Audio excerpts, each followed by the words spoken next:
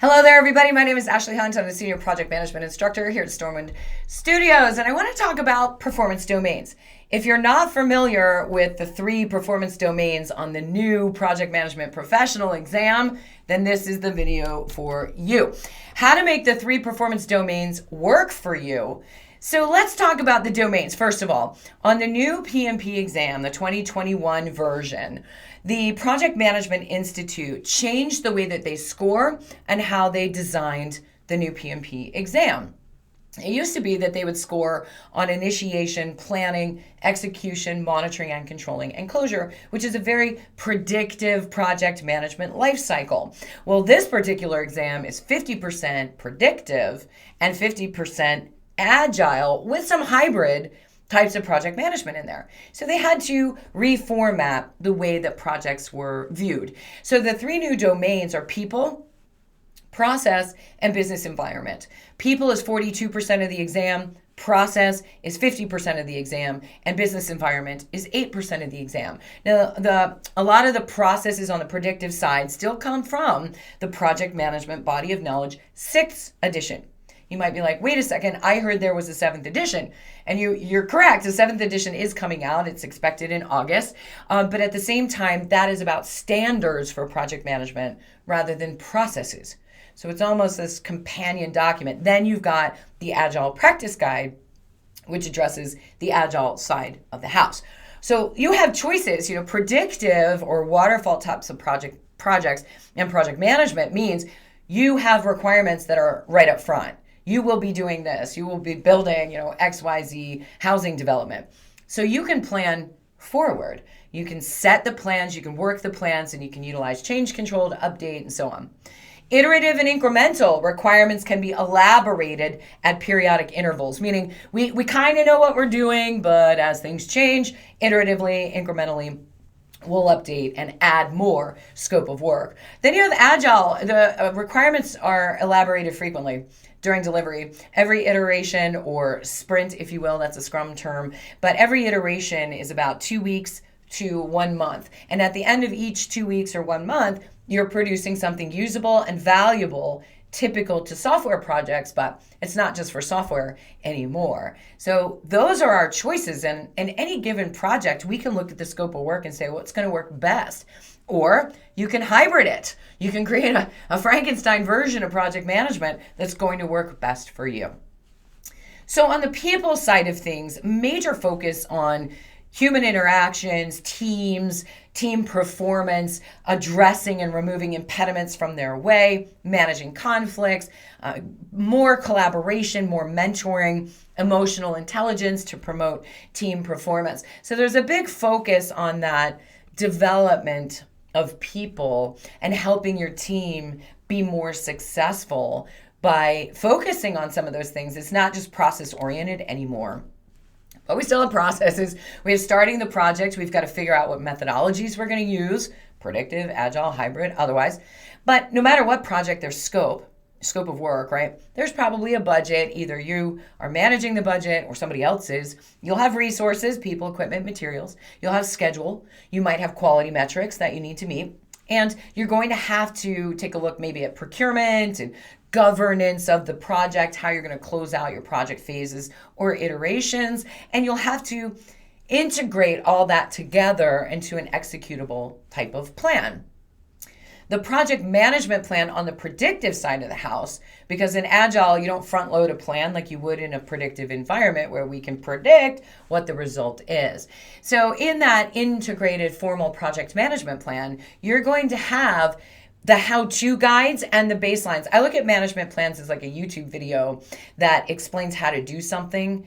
And great, if it works, great. You can keep returning back to that video over and over and over again. If it doesn't, you're going to change, right? So any management plan would have to go through like a formal change control type of system to update it. If you want to change the video, change the rules in the middle, you've got to take action to do that. So the project management plan is essentially your YouTube channel for project management.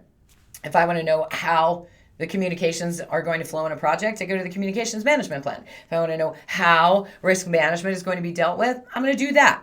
But I also have my performance baselines for scope, for schedule, for budget that I'm keeping track of. Those baselines are what I think is going to happen on the project, right? And then we compare actual performance against the baselines and go, we're behind schedule or over budget, or hey, we're doing really well. But either way, we can use that to see if there's a variance or a difference.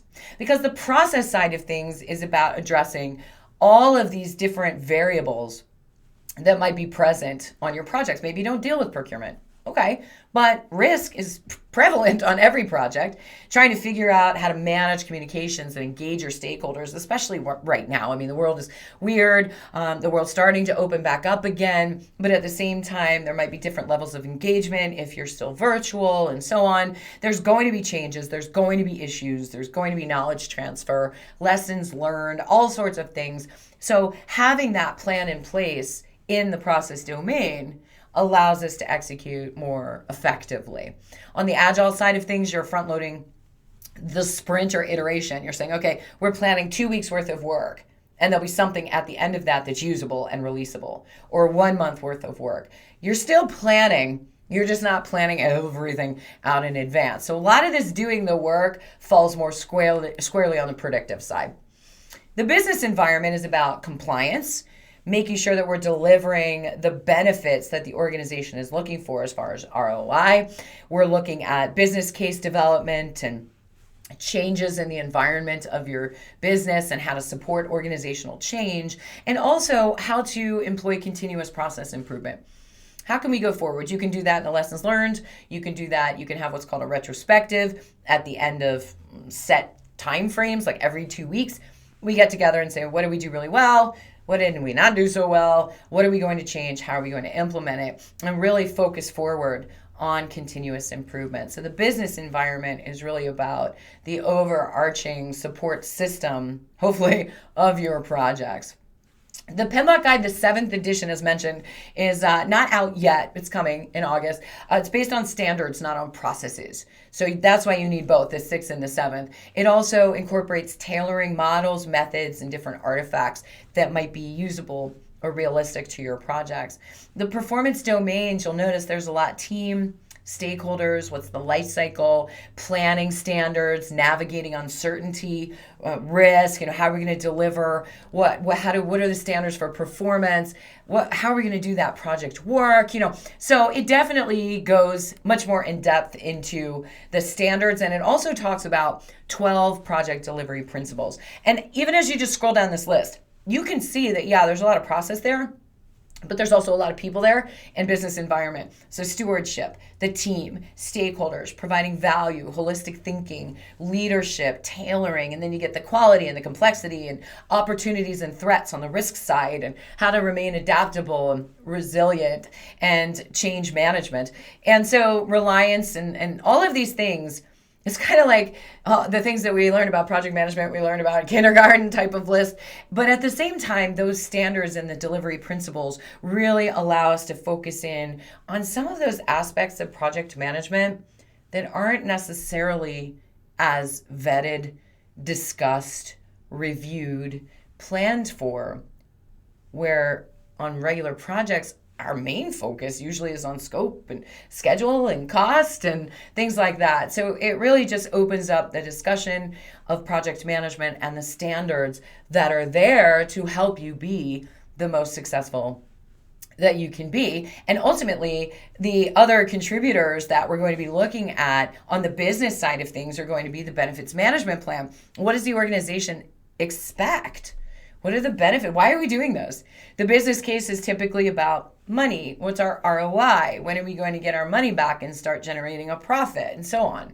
And then configuration management for scope change, product scope change, which you would not have more than likely on an agile project unless it was a hybrid. Change control plan, that's also predictive.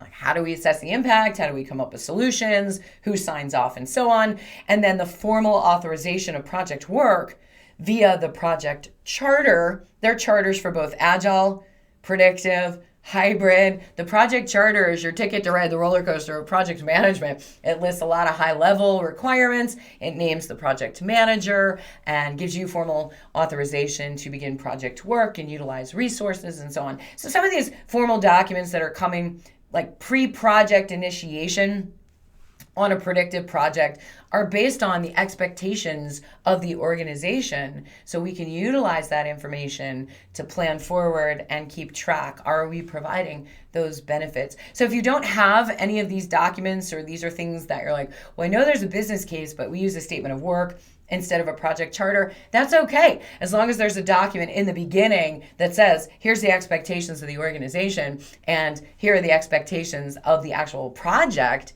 and its results. On an agile project, charters are a bit more flexible. Who, what, where, when, why, how. We know things are going to change, so it's really just more of a kickoff document that says, hey, we know that we're entering into this project and we're beginning with it today. So those are the new domains for the new PMP exam, and a bit of an overview on the 7th edition project management body of knowledge. But don't forget the 6th edition. It's still there for a lot of the predictive processes and agile considerations, the agile practice guide. So it's a well-rounded group of information to pretty much help you manage, lead, work any project in any industry with any kind of framework. So hopefully that cleared some things up about the new PMP exam and why those domains were chosen, and the new PMBOK guide that's coming out really, really soon.